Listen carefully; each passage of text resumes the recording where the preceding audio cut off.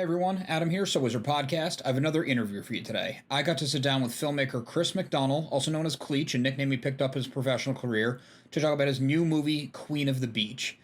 This is a documentary. It might not be the typical thing we generally cover here on So Wizard, but it's one that I cannot recommend enough. Listen to the interview, watch the trailer. I don't need to go in all the specifics here because we talk about it in depth, but it is absolutely incredible. Enjoy the interview because anything I say here is not going to do it justice. Hey everyone, Adam here, So Wizard Podcast. I'm sitting down with Chris or Cleetche to talk about his newest movie, Queen of the Beach. How you doing, Chris? Hey, I'm pretty good. Thank you for having me on the show. Definitely. Thanks for coming on. This should be fun. The documentary is really interesting, so that's going to be cool to get to.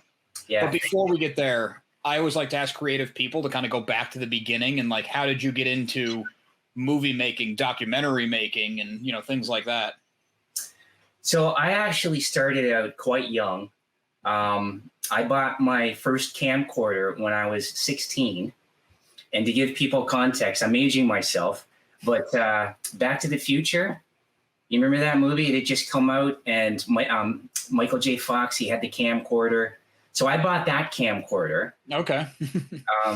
Yeah, and started filming some comedy sketch series. I was writing little things and ended up pitching. I put a show together and I pitched it to the local community station in the small town of Aurelia, Ontario, where I lived. It's a town of 24,000 people. And they accepted the show. So I was running a TV show when I was 17. Wow. That I shot and directed. I was a character in it. And it was mostly just filming, my friends and doing some goofy stuff. So I got into it pretty early. I knew that I wanted to make movies for the rest of my life, that was my passion. I actually wrote my first feature film as well when I was 16. And it was a film that I ended up directing when I was 29. Wow. Yeah. So you were way ahead of the game. I tried, and it's not easy to stay on course. The target's always been there. Life presents a lot of obstacles and hurdles, but yeah, that was basically the A plan with no B plan right from the get-go.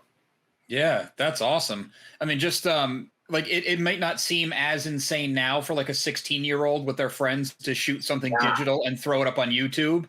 But to have to go out of your way to buy a camera, and I'm pretty sure it was a VHS camera, right?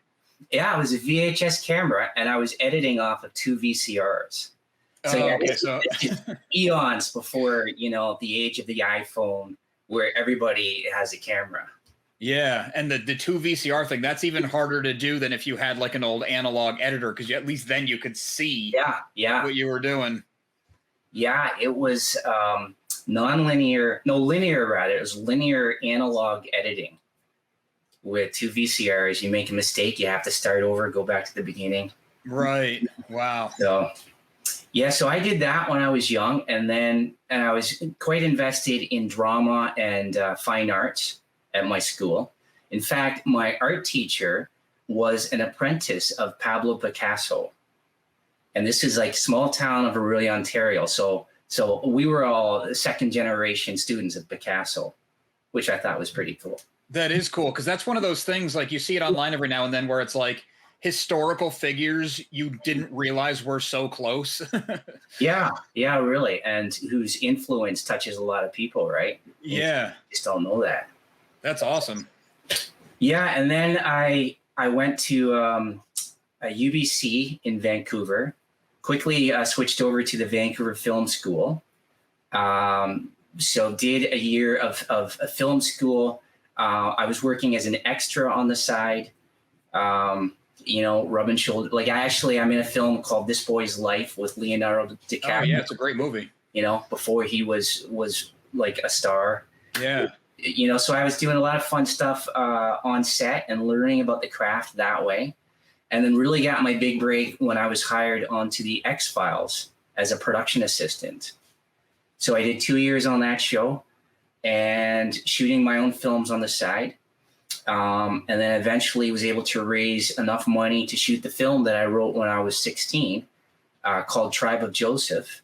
And there we were, and I was, living my dream, directing my own feature film and putting it out there. So that's kind of the roots. That's incredible, because by the time you're shooting your first feature that you wrote your first year, like really taking it serious, you had 10, 11 years of experience, but you weren't 50 or something. You started so young. That's great. Yeah. I got an early start.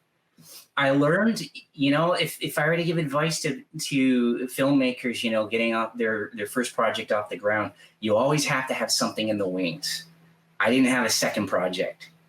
And so when I finished the first one, there was a lot of momentum and a lot of people asking me what's next. But I had poured so much time and effort into that film that I wasn't able to take advantage of the momentum that I did have. So just a tip for people out there. That does make a lot of sense, because you spend all that time building all that goodwill, like you said, momentum, and yeah.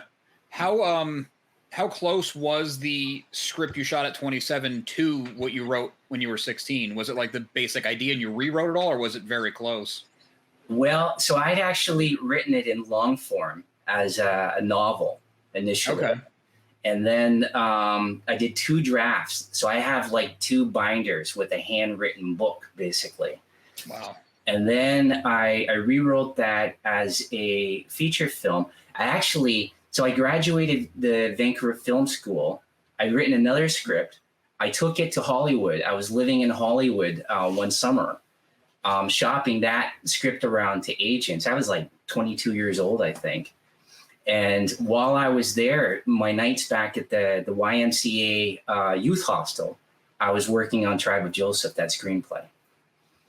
And then, so the eventual film, I mean, it's the same story. It's just, it's basically an adaptation from the novel that I wrote. But yeah, and that was really, a labor of love and a passion close to my heart, much like Queen of the Beach now. Yeah, and that's definitely something we have to get to, because when I watched the trailer and heard about the premise, it's like, how do you fall into something like it? Or maybe not fall into it, but it feels like not the kind of thing you could seek out because you wouldn't know to. No.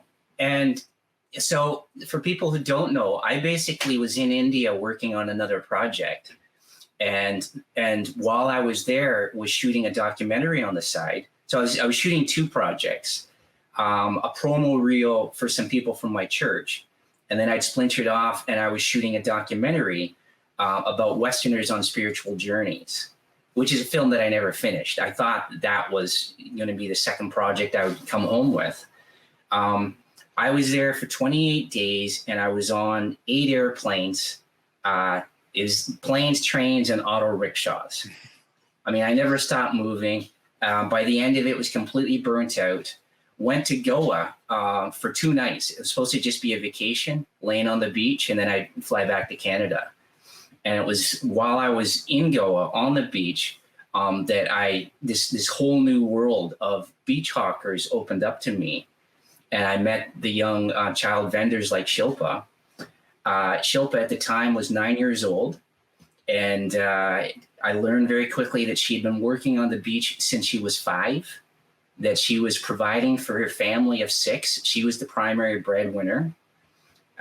She told me that she got by on 1 meal a day. And the more I was learning about this, we were really starting to connect. And then I asked her if she had a dream in life. What do you want to do when you get older? And she got real with me and told me that she wanted to go to school. And, so this is the interview that I came home with and that resonated with me, despite having, spent 28 days filming all this other material. And because I was there for 2 days and then I was back in Canada. And so I actually put some footage together of my time in Goa. I took it to a couple companies in Vancouver and was, trying to see if I could drum up some interest and maybe we'd raise some financing to make a movie out of this. And I did have 2 companies that were interested, but they wanted to do it in a very different way. One of them didn't care whether I reconnected with Shilpa or not. They just said, we'll take a year, we'll go through the proper development process, submit the applications, raise the money. If you can't find her, that's okay. We just find someone else. There's lots of girls out there. And they didn't get that for me, she was the story. She and we'd made this connection, and she was the one that I wanted to follow up on. So I ended up, I self-financed this whole film, and I ended up finding a way to go back to India. I reconnected with her. She introduced me to her family. I met her mom and kind of welcomed me into her world. And I would end up making 5 trips over the course of this film and covering her life story from age 9 to 21. Yeah, that's powerful and really incredible. When you first met her, because you were going around, or go was supposed to be your vacation, did you have your recording equipment with you, or did you have to say, like, hang on, I'll be right back? I left everything at the hotel. And up to this point, it was like basically strapped around my neck everywhere I went. But yeah, I was in Goa. This was my time. I hit the beach. The beaches in Goa are completely different than, the rest of the country, and especially the one that I arrived on. It's kind of like this hippies haven. And so I hit the beach, and suddenly it's just a sea of scantily clad white people. There's trance music. It's a party-like atmosphere. Kind of anything goes.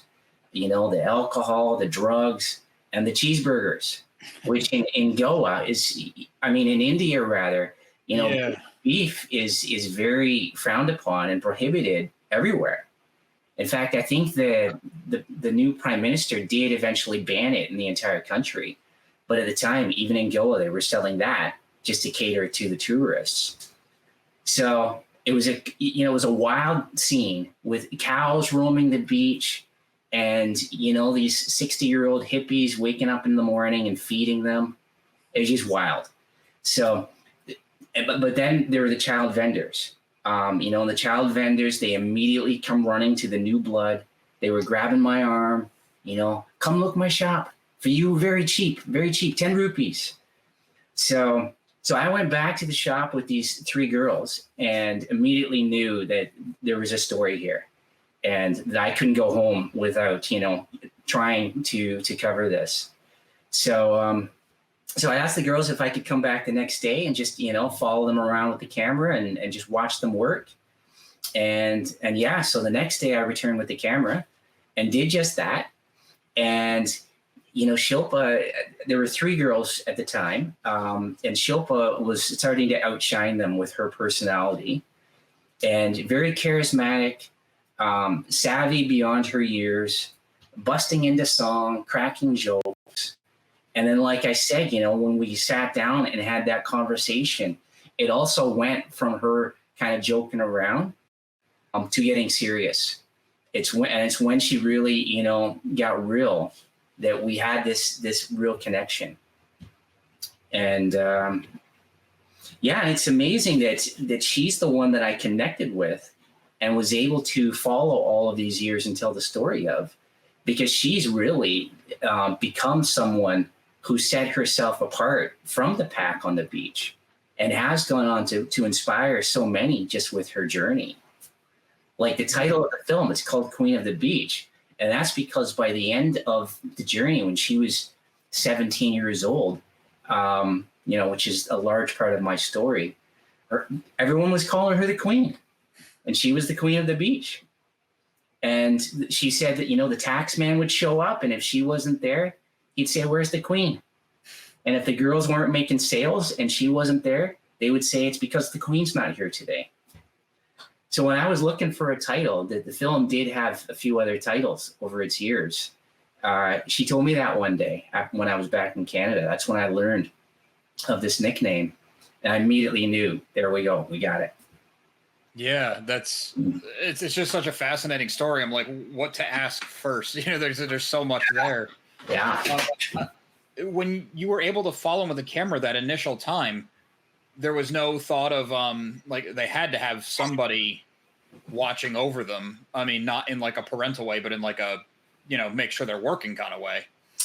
Yeah, so she worked in a shop that was run by an auntie. And so the shop owner was like her auntie and her protector. So of course, I actually did business with her so that I could be there as well. And but to answer your question, this is one of the sadder things. The children are put out there to elicit pity from foreigners. And so if they are very young, they will have an aunt or a mother there. Shilpa's mom was there, and I didn't even know that. It's only when I looked back in the footage later and I recognized her in the distance. But that's what will happen. The mothers will, or the aunts will stay in the shadows and let their kids do the work, because they know that Westerners will feel pity on them. They'll hear their stories. Maybe they ask questions like I do. I don't know how many people do. But that's, you end up buying things that you don't want because you're taking pity on these kids. Yeah, I don't know a lot about it, but I know India does have issues with children in a lot of ways. Yeah. The movie Slumdog Millionaire, which people would be familiar with, really kind of unraveled that part of the child labor life. Yeah, or that movie Lion. Yeah, Lion. Yeah, pretty intense stuff. Yeah. So that's kind of where my mind went when I watched your trailer and was learning about is Shilpa, is how you say it? Yeah, Shilpa. Yeah. So she's working and everything, and I'm trying not to get too dark, but just it's the reality of it. Was she well taken care of? I mean, at least in their context, because obviously from a Western point of view, it's a child working, it's terrible. But is this kind of the norm? Yeah. I mean, I answer that a couple ways, because one thing that nobody's asked me yet that I just thought of, one of the ways, there are a few ways in which they defined a child laborer. And one of the ways is if it's a child under a certain age who is being deprived of an education and being forced to work. Because, some kids, they do go to school and they work for the family business when they get home. Mm-hmm. And, but in Shilpa's case and a lot, like into the millions, these are kids who are not given that opportunity to go to school or better their life. They're just, put to work and, they're kind of treated like the slaves, really. And the other way I was going to answer this, which is, it was really hard to see, but there's actually a network of adults that are all benefiting off of the enterprise of the children. And so they're benefiting off of child labor, essentially. So in Shilpa's life and the story that I covered, she had the shop auntie who rents the shop out to the kids. So they pay her every month. Then there's the boss man. And the boss man is ultimately the one in control of hiring these kids. And he was, they're mysterious men. You never see them. I never saw him in all of my travels. But the girls told me that they had a quota to make for their 6-month period while they were on the beach during the tourist season. And if they didn't meet that quota, the boss man would beat them. So they faced physical abuse if they didn't make enough money. And so what a lot of them end up doing is they end up borrowing money because they're also not being paid enough to cover their own expenses every month. So they're all in debt. So Shilpa, at 11 years old, which is when I was learning this, she was in debt over $500 US. And her friend, same thing, the two of them owed over 500 US. And I said, well, what happens if you don't pay back the loan sharks, basically? They said, oh, they set fire to shop. So then you've got that. So you got the boss men, the loan sharks, you have the tax collector. It's very different in India. I mean, the way they collect taxes, someone comes around with a notepad and a pen and is, making their notes and literally collecting taxes. But certainly, you don't know whether half of that's going into their pocket or not. Yeah. But basically, so you got the tax man coming around and then there's the police. And this was alleged by the children, but I do believe them. But all the kids were telling me that the police come around as well and will collect their share. And I said, well, what happens if you don't pay the police? And they say, well, they'll take our clothes away. So it's a harsh living environment for them, and they do the work out of necessity and out of fear of these repercussions. But this is survival. And, the parents in Shilpa's family and her culture, they were part of the same cycle. And so the cycle just continues. And, so it's the girls largely. They have the girls. The girls are put to work very young. They're the ones bringing home the money, and they do the cleaning, they do the cooking. And then most of them are married off when they're very young, to then become the property of their husband's family. And so one girl in my film, Anita, which was her English name, she was married off when she was 13. And I didn't see her again. This is what Shilpa told me when I came back on one of my visits. And I think she was having children very quickly after that. But Sita, who is in my movie, she was getting married during one of my visits, and she brought me to her village. So I met the husband, and they're usually older guys as well. Like she would have been 15 or 16 at this time, and she was being married off to arranged by her parents to someone that was easily twice her age. And she was really upset about this. Like, she wasn't happy, and she made it known. But so it's, the girls don't have the best of opportunities. And my film, I was uncovering all these truths and learning from educators. I was visiting these government organizations that try to help kids like Shilpa who are impoverished go to school. So I was meeting with the experts and learning that there's a lot of people in India trying to reverse these trends and trying to speak into the uncultured or the uneducated cultures about the importance of education.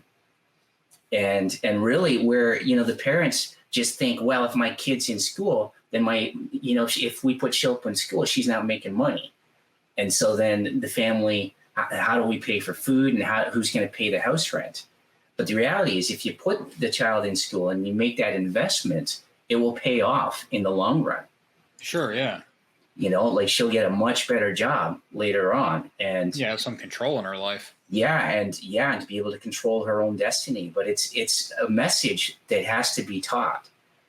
And so a lot of these organizations are working very hard to try to change that paradigm.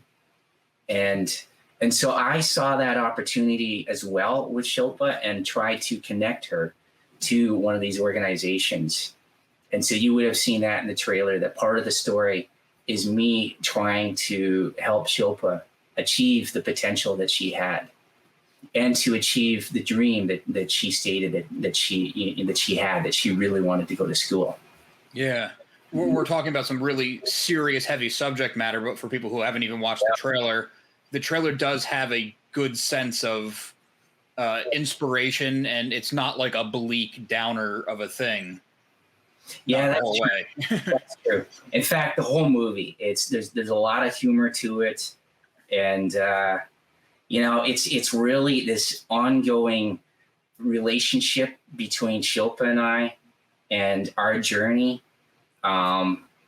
With me both just following her life and learning about her struggles and obstacles and dreams, and trying to make one of those dreams come true. Yeah. So there's a lot of lightness in the film too. Yeah, I just wanted to get that out there in case we're kind of scaring people off from watching it, because I think it's an important thing to watch to see how other cultures are dealing with stuff. Yeah, that's right. So it sounds like Shilpa's parents might not have necessarily been like bad people. Like they weren't purposely exploiting a child. They're just, this is the system. That's all they know. Yeah, that's what I learned, and that's what I was being told. It's the culture is just repeating the same cycle. So her parents would have worked when they were young as well, and as children, probably not her father, but her mother. And it's just how they see things. The boys are the ones that you put the investment in. So Shilpa had a 14-year-old brother when she was 12. She was paying for him to go to school. He was getting the benefit of going to school, but she was the girl, and so she had to do the work. Yeah. Mm-hmm. But yeah, her mother's a wonderful person, and they all embraced me as part of their family early on. I would call her Amma, which means mom in Hindi. And it's amazing these I forget the title they had, the boss man, the kind of shadow figure.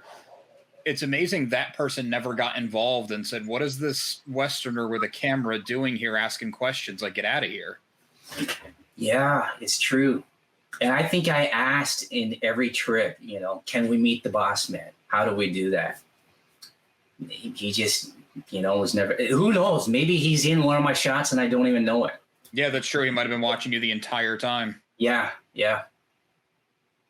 But by the time Shilpa was 17, she had actually seized some control of her life. So she had cut some of those ties. She wasn't working for the same boss man. She had different people that she was, working for, but she had gained a lot more autonomy and actually had her own employee. Oh, so that's one of the amazing things. I mean, even a young girl like her who didn't go to school was still able to, rise above the ranks, go from begging at a mosque when she was 4, working on the beach when she was 5, start to learn how to become an entrepreneur when she was 12. And when I returned when she was 17, she had employees and was renting her own shop. How did you keep in touch with her between these trips? Because I think at one point you mentioned she talked to you while you were home in Canada. Yeah, so we didn't have any contact between the first and second trip. She didn't know you were coming back, right? She didn't know I was coming back. No. So I didn't got lucky and found her. Yeah, pretty much. Then I left the phone with her. So we did have contact for a year before I returned for the third trip. After the third trip, though, she was 12 years old at this time. When I came back to Canada, we lost contact. And that was really hard. So that's, the phones there, they get stolen, they're traded. The kids can't afford to keep charging it with the minutes. And so I tried everything I could. I was calling the number all the time, even though it was dead. I was trying other people's numbers, but yeah, we lost contact. And so for 5 years, I had no contact with her. And I actually finished the film. I cut a finished rough cut after our 3 trips and thought the movie was over when she was 12. It had a bittersweet ending. But more, this is life. And I just kind of surrendered to that. I took the film to a couple distributors in Toronto, and one guy who I sat down with was really insistent that I should go back. And he saw something in Shilpa, and he just said, you got to go back. You got to find her, at least find out, where she is and provide us with an update. So when I went back for that 4th trip, that was basically the plan. It was to find her. I'm flying halfway across the world. It's a 12.5-hour flight from Canada to get there. No, it's longer than that. What am I saying? It's 12.5 time zones away. The flight itself is like 21 hours to get there from Vancouver. So it was a huge leap on my behalf. But I went out there in search of her. And the whole plan was to just try to reconnect, shoot a couple minutes of footage. Where is she now? And instead, everything just took off and continued. And that's the midpoint of the film now. Yeah, that's incredible. I mean, not only is it a huge flight with no contact, but it's to one of the most populated countries, if not the most, in the entire world. and you track down a single person. 1.3 billion people. And at 17, Shilpa could have been married. She could have been living in a different state. She could have been working on a different beach or working in a different state, as some of the other girls were. So it was a big chance. And I planned my trip to arrive on the day where they do this market in Anjuna, which is her beach. So they have the Anjuna flea market, which is actually a big event throughout all of Goa that was started by the hippies who settled in India in the 60s.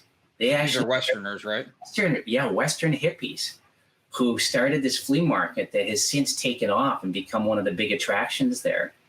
So I planned my trip to be there on the day of the flea market, assuming that if she was somewhere in Goa or in one of these beaches, she would be there. And then I hit the beach with my camera. Nobody recognized me. Unlike previous trips, as soon as I'd show up, people would be calling out my name. And I didn't recognize anyone else as well. But I started asking people along the way if they knew Shilpa Pujar, her sister Pooja, Kalpana. Nobody knew. And then I went into the market, and it was the same thing. I'm walking around through all these stalls. I'm asking some people whether they knew her. I was starting to get concerned.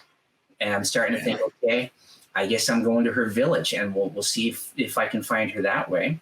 Her village is in a different state, by the way, so it's another trip. But anyways, I kept going with the camera, came around the corner, and I hear, Chris! And the camera, it was rolling. And I looked over and lifted the camera, and there she is, Shilpa, 17 years old, 5 years later, running towards me. It's insane that the camera was running, because you would think that, they reenacted this. You'd think you'd have to have. I was like, if I find her, I really want to get it on camera. Yeah. I think I had the camera rolling the whole time I was in the market. But yeah, I got it live, and it was, oh my goodness, it's just magical to be able to reconnect with her. Absolutely. And then, like I said, I hadn't, I think I'd booked my trip for 2 weeks. And I thought it was just going to be a quick catch up with her, and then I'm out of here. And instead, I ended up staying for 7 weeks. And more drama, unfolds. And basically, the storyline continued. The story where when she was a child, I was trying to help her to go to school, ended up continuing. And so that's the question, people are telling me, don't give away the ending. Yeah. The journey of her dream to go to school became, the focal point at age 17 with all these new obstacles. Because now, how do you put a 17-year-old who has no basic education into a school with peers who have been in school all their lives, right? Mm-hmm. I mean, she clearly is intelligent, multilingual, and figuring out business at 12 years old, and all that. So yeah. I was just saying how it's incredible how you managed to make a movie that is so specific to one girl. It's one girl's story, but it's also a million girl story, and you managed to do it at the same time. That's very true. And people ask, I'm very aware of that. Like, 1.3 billion people in the country. And India, for a Westerner, is one of those places where, everywhere you look, there's a story. Mm-hmm. If you're a cameraman, every corner you take, there's going to be a great photo to take. It is just, it's so, exotically different than what, I'm used to living in Vancouver. And I was able to tap into one girl's story there who carries the same dream that millions of other girls carry. Yeah. And it's eye-opening because now you're playing in festivals, and from what I'm reading, you're doing incredibly well in those festivals. Yeah, so we played in festivals last year, and the film did really well in India, which, for me is the most important thing, that the film be embraced by the people in India. I'm almost surprised they allowed it. I know, there was what is her name? There was another film, and the girl was banned from the country after making the movie. She's famous. I can't remember her name right now. Lindsay Lohan. Lindsay Lohan. Yeah, there's some documentary. But yeah, so I did 5 trips during the course of production. Then we submitted the film into festivals, and it was accepted into these festivals in India. 3 of which were playing within a 3-week period. So I flew back to India in January of 2020. It was my 6th trip to India, but this time to attend festivals that were showing the movie. Yeah, that's incredible. Oh my goodness, that was one of the best trips. I mean, I'll never be able to top a trip like that. And I met up, in addition to that, I'd hired a composer who lives in Chennai, India. So my composer, who wrote the music for the film, he and I had never met. And we'd been collaborating, by email and WhatsApp and phone and whatever, for months actually, doing the music. But he came with me, and the 2 of us attended these festivals together. And to be able to sit in the theater and watch it with the people of India, and we were picking up awards. We won at every festival that we played in. Like we won incredible. 11 awards in 8 festivals. And at 8 of these festivals, we were given the best picture or best documentary award at each of them. That's amazing. Yeah, but maybe even more gratifying, I think, a few of these festivals, when the film finished, I would be surrounded by students. It was young students who would come to me and thank me for telling a film, that shines a light on the importance of education in India for young girls. Thank you for telling a movie that can show the world about the problems of child labor in India. Yeah. So it's the next generation, India's youth who really took to the film and were sharing those thoughts with me. Yeah, it's just incredible, like in every way. It's like almost there are no words, It's and you lived it for so long. Mm-hmm. Yeah, I did indeed. I just have one more question. I know I went over the time. Sorry, but it's just fascinating. Right. A million questions. But are you still in contact with Shilpa? I am in contact with Shilpa quite regularly. Good. So after finishing the bulk of the film, I flew back to attend her wedding. Okay. And, was able to meet with her husband, Vinod. And then when I flew back for the festivals, she was pregnant with child. So I was able to spend some quality time with them together. I, went to the hospital for one of her checkups even. And since then, she now has a young daughter named Ira. We talk all the time. We developed, a strong bond right from the beginning. Oh, yeah. As brother and sister. And we're very close. And in fact, she messaged me today because I share everything with her with, all the press and the reviews that we're getting. And she says, brother, how come nobody is interviewing the Queen yet? We absolutely can. I think she wants a little bit of the spotlight. Yeah, I mean, your story is fascinating, so I can only imagine her story. So, but so we're in touch all the time. That's great. Yeah. Well, why don't you tell everybody where they can watch Queen of the Beach? Because I imagine after listening to that, everyone's going to want to. Yeah, so we premiered on Indian Independence Day, which was August 15th. And we are now playing on Apple TV, Amazon Prime, Google Play. Those are the big streamers. I mean, I think we're on YouTube and Microsoft and Rakuten. But Apple, Amazon, and Google are the big ones. And we're playing in most English-speaking countries right now. So, the US, Canada, the UK, many others. I mean, we're in Africa, we're in the Caribbean. It's pretty overwhelming when I see the list. Yeah. And the French subtitles are done. So a French version of the film will be playing in the middle of September. So then we'll hit more markets. Great. Mm-hmm. And do you have like a website or socials or anything that you want to point people to? Yeah, so my website is cleetche.com. So it's the same spelling if people see this, CLEETCHE.com. And you'll find, if you click on the Queen of the Beach poster, that will take you to the Queen of the Beach page. And then we have a Facebook page where I'm the most active probably. And again, it's Cleetche, or just look for Queen of the Beach on Facebook and you'll find that. And then Instagram. I try to, basically I'm a Facebook, Instagram user. Mm-hmm. You know, people are saying, hey, you have to do more with LinkedIn or Twitter.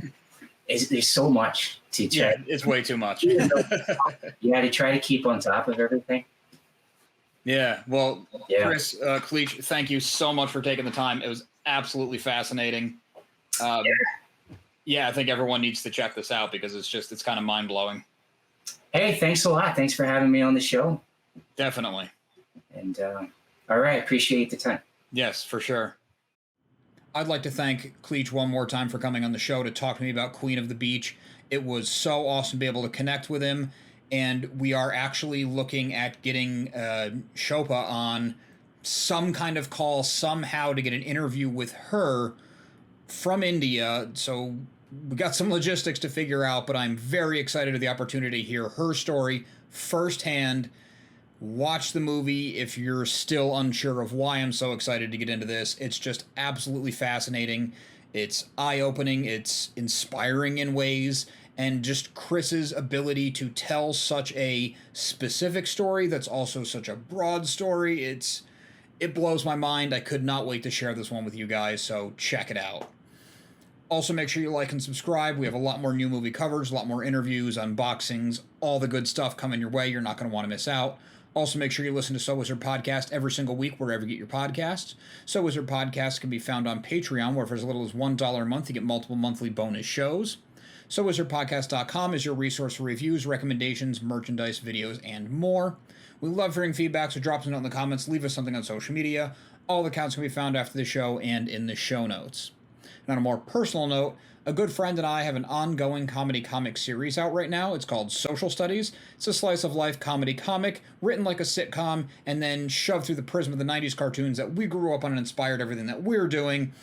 Really fun, really light, colorful, bright, just good stuff. 7 issues available now. We have a crowdfunding campaign coming in about a week, which will give you a perfect place to jump on board before Chapter 2 starts. Chapter 2 coming soon. Find all that and more, socialstudiescomic.com. Thanks.